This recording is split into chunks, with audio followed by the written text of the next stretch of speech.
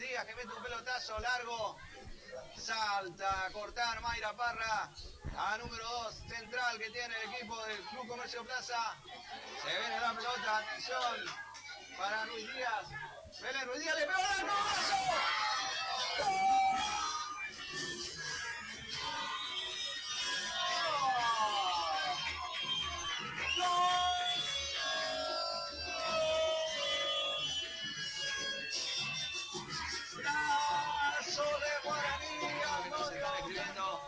Atención que se viene, se encienden las luces artificiales del estadio.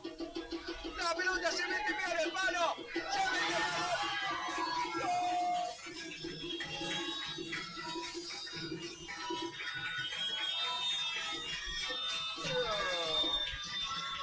¡gol! ¡De Guaraní! ¡Golazo de Guaraní, Antonio Franco!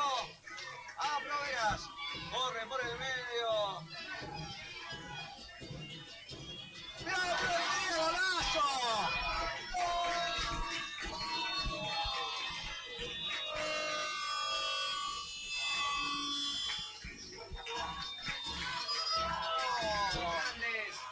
Atención, que viene la número 10. Engancha segundo, le va a quedar, sale la tira de pegó.